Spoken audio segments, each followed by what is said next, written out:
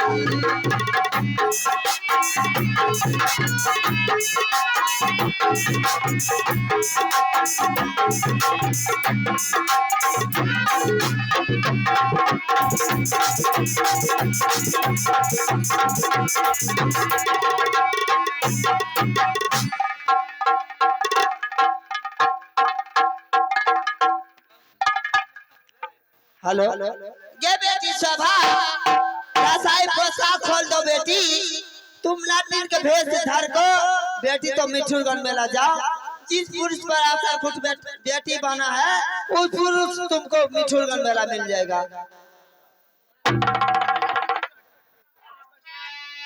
आज तो बना देख लिया गई दुलारी आना टाबराना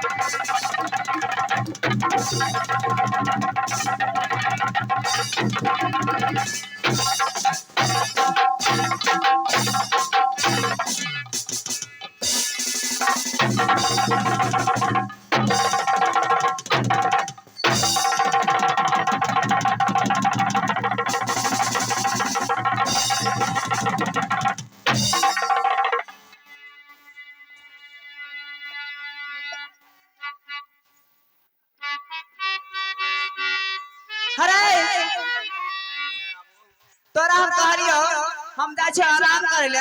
तू दरवाजा में पहला जगह कहां मर गली? अगे हमरो सुतब्यास लाग गेले। सुतब्यास लाग गेले कि सुतबास लाग गेले? वह सुतबास तोरा करे पहला जगह यहाँ में हम जा के सुतै। की भले यहां तू न जाने छी के आयल रहे गे मां के आयल रहे ढेर के रहबे। आगे लो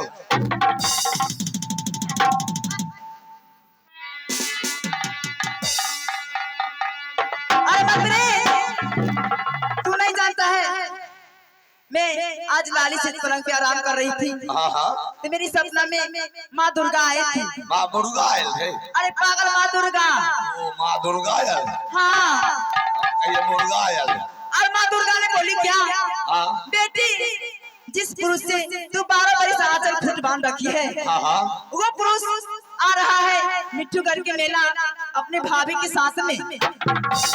और बेटी तुम्हें अगर वो पति को पाना है तुम्हें जाना ही होगा। बैल गायल अहाँ जब चल जेबे त हमरा छेड़ न देबे। अरे पागल, मैं तुझे भी लेके चलूं। हमरो ले चल। और तू नहीं जानती है, आहा और तू नहीं जानता है, माँ दुर्गा बोली क्या बेटी तुम ऐसे भेष में नहीं जाओगी। बैल गायल हाथ हटबा, हाथ हटबा।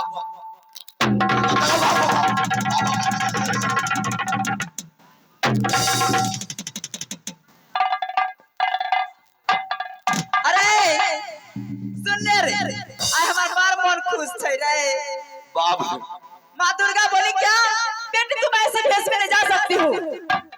गायल और बोली बेटी तुम ऐसी भेष में जाओगी तुम्हें वो चाहने वाले पति देव नहीं मिल सकता है। अरे सुन बैल गायल आय तो मन फुचुर फुचुर करे छै। हाँ रे बाप रे ओ काका देखै छै। अरे एक बात जाने छी और की कहल की की बेटी तुम्हें ऐसे भेष में नहीं जाना होगा, अब तुझे जाना होगा एक नट खंजर की भेष में। बाप रे की कहते दुनिया का। अरे बता ही हम एगो राजा के बेटी छियै, तब राजपूत के बेटी छियै, की करबे बैल गायल। और नट खंजर के भेष केना धरबै। ए सुनो कुछ पावे के लिए कुछ खोआ पड़े छै। सच्चे बात कहै छी। की करबो जे कलखुन माय दुर्गा वह करो। तो ठीक है मंत्री, और बोली क्या बेटी हाँ हाँ तुम नाटिन की भेष में जाओगी तो तुम अकेले नहीं जा सकती हो। तुम अपने जादू के बल से एक नट को तैयार कर लेना। ई बात जल्दी तैयार कर ला। तो ठीक है मंत्री, मैं आज जाऊंगी मिट्टू घर के मेला, जल्दी चलू ना। और मैं अपने मन की लिलसा उसी मेला में मिटाऊं। चलो हम एगो गुड्डू की लेबे गुड्डू। अरे मन के लीला सवार दुलड़ा रे, क्यों नहीं अरे पूरा होई तैयार।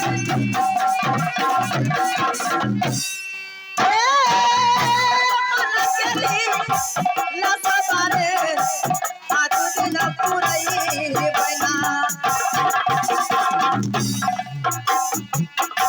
मातारी रे सुन ले रे दुलरा हमार, दुलरा रे सुन ले रे बतिया हमार। ए मन के लीला सब पूरई भई।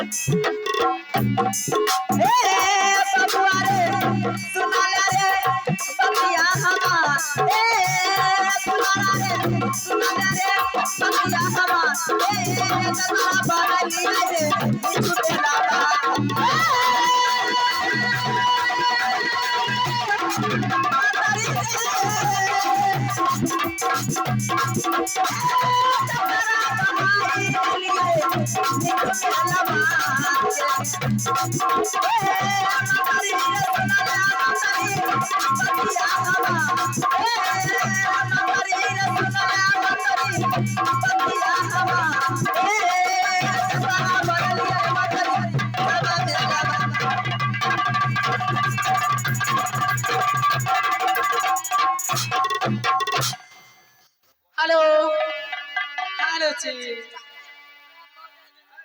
साउंड वाला भैया एगो रिकॉर्डिंग लगवाब।